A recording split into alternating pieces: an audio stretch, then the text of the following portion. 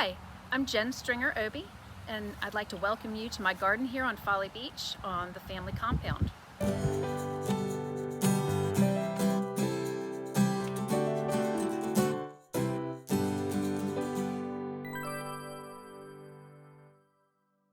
a little background on this piece of property.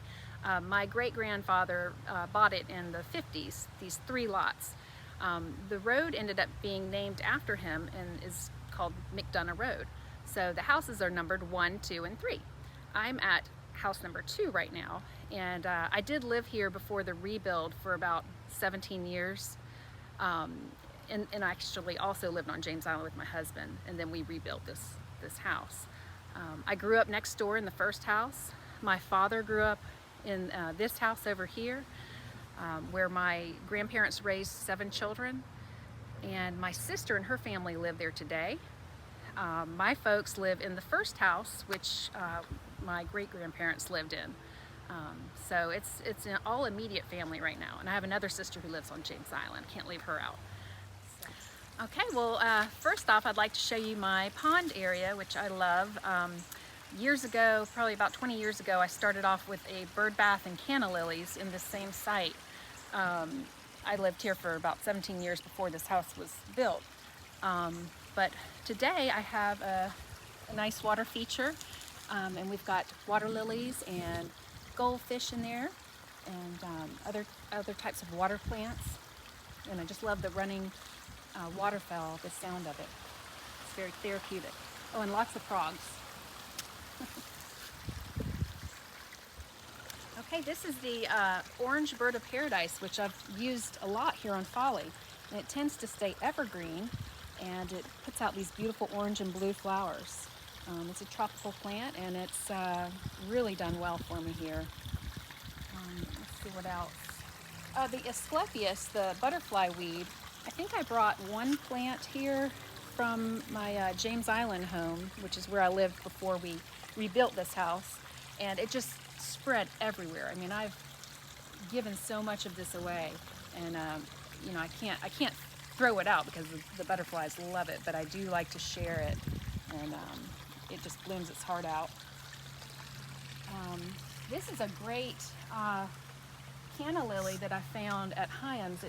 I think the wind must have knocked this bloom over, but it's got these beautiful variegated leaves with the burgundy in it, and these interesting flowers of red and yellow, and sometimes they mix red and yellow within the same petal. This one is called, let's see, was it Casablanca, I believe. And I found this one at Hyams. It's a great plant. It's just very stunning if you love those colors, which I do. One of the first plants I planted in this garden over 20 years ago, when I lived in the house before the one that is here now, was the agave, the century plant. This is one of the babies of the mother plant that I planted years ago, and I just love it for its striking foliage. It's got the nice broad leaves and that kind of silver blue color. And the Lespedeza plant I got from a good friend of mine at Sea Island Savory, Danielle Spies. She gave this to me, and it's a really nice complement to the agave. It just has that silver blue foliage as well, and then that soft flower. This mimosa tree right here, I know a lot of people think they're trash trees, but I love them. They've always been on our property, and this one seeded itself, so I just kept it here, and I thought maybe it can arc over the driveway in time, and I just have a hard time pulling those. So, and we just, I've got an area I needed to cover up here, so I just planted some of this pinnacetum and papyrus that really fills out nicely and provides a good cover in a short amount of time. So that's why I just kind of went simple here, but it is a little bit of maintenance issue, keeping it cut back. Okay, so now we're going to walk up my stairs to the front porch, and I'm going to show you a plant collector's garden. I tend to hoard plants because I love them so much, so we have many pots here of different types of tropicals and succulents. So let's take a look.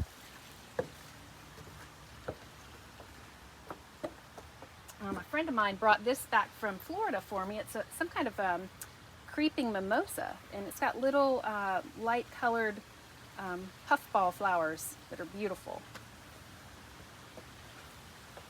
And then this is a powder puff mimosa. I wish it were in bloom. It's got a hot pink flower, and it's great. I've found it to be pretty hardy here. I don't even cover it anymore. Here are a couple different types of crown of thorns. They're really hardy. They love to be dry and hot, and found them to do really well here. This one's got kind of a bigger bloom, and it's peachy, which I like. Then we've got, here's a little cutting I took of one of my plumeria trees, and I'll have to bring that in the winter, or at least cover it. I've gotten away with bringing them up towards the house and covering them in the cold nights. And then we've just got a hodgepodge of color up here, color and texture on this porch. I've got a big plumeria tree back there. I think that's probably over 15 years old. It's really intoxicating when it blooms. Then my window boxes are kind of at their peak, but I love that this time of year, you know, during Halloween, they can look kind of shabby because you've got all your Halloween decorations, and it just kind of works with that. So I'll be redoing those in another month or so. And that's about it. Just some alocasia and bird of paradise, Dieffenbachia. Really a lot of foliage up here. Okay, another one of my favorite plants are bananas. And years ago, my uncle, he had lived here in the house before, and he moved to Monk's Corner, and he got rid of a bunch of banana trees, and my mother got 2 of them. She kept one, gave me one. Well, hers died, mine thrived, and these are some of the babies of that tree. That was probably 20 years ago, but I've moved them back and forth from James Island to here, and they're doing great. These are 2.5 years old. Well, I mean, 2.5 years of growth, and they produced this year, and were delicious. And then I also have this evergreen wisteria vine that I love. My husband hates because it takes over. Not like the true wisteria, but this one is aggressive once it gets established. But it's got these beautiful purple flowers on it. And it does die back, but not for long here. Okay, here's a little small space at the entrance to the front of my home. And this fountain was actually for a client originally, and they decided they didn't want it, so it ended up in this home. So I just put it here for a little water feature, and I've got this salvia growing up behind it. I love the blues up against this color house, and I like the different shades of blue pots. Makes it feel beachy to me. I've got my banana trees tucked in here, some canna lilies. That wisteria is actually in a pot, and I didn't get to it soon enough to plant it in the ground. It's rooted through the pot, so I'm not really sure if I should try to get it out of there or not. This horsetail rush I need to pull, but it was here. This is one of the first things I planted probably like 20 years ago, and you can't get rid of it because we bulldozed the house before this, and look, it's still here, and it's all around the house. So I just didn't get a chance to pull it out. I like it, but it gets a little messy. And over here, I love container gardening, so as an extension of this bed, I just added a couple containers here. These are all little leftover plants from jobs that I couldn't bear to throw away. Hibiscus and whatnot. I love this double blooming hibiscus. It's really pretty. And then this pagoda plant, it's a type of clerodendron, and it seeds everywhere, but I don't mind it because it's just so unique and exotic looking to me. And the blooms, it takes a long time to bloom, but when it does, they really last a while. And I also love the large foliage on it. pagoda plant is the common name for that. Okay, so most people probably wouldn't show you this part of their garden, but I'm going to do it anyway. This is my plant hospital, or land of the misfits, if you will. Since I have a business, I love plants so much, I can't bear to throw things away. So if they're getting rid of something, if we don't have a home for it in their garden, you know, once it comes from a container, I usually, either one of my team members takes it home or I take it home. And so I kind of have lots of little oddball plants everywhere in different pots.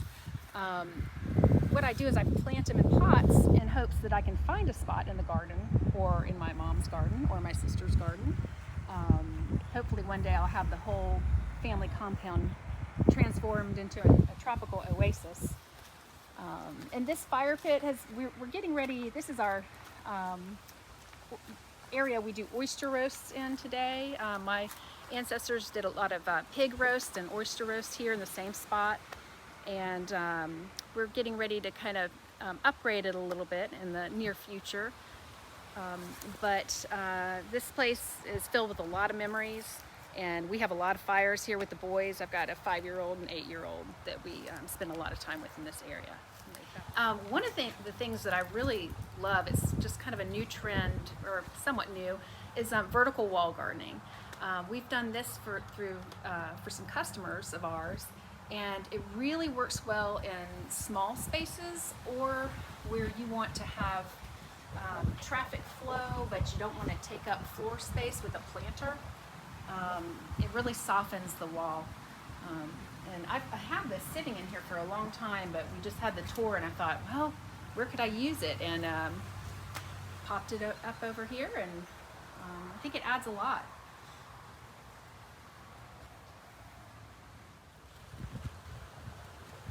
Oh, hello there. Well, welcome to Jen's Den. This is where I like to escape from my children, and don't tell my husband, but sometimes my husband too. No, all kidding aside, I do have a 5-year-old and an 8-year-old, and this area was just so ugly when we got here. It's just empty, nothing in here, and I thought, well, I know what this area needs. It needs more plants. So I just started kind of placing different pots around, and eventually my aunt gave me this chair, and I thought, oh, okay, well, I'll pop it back there, and it's just turned into a nice little sitting spot for me to relax. And yeah, and I just keep adding stuff to it. I want to have things hanging everywhere, so always a work in progress. But great place to sit, watch birds.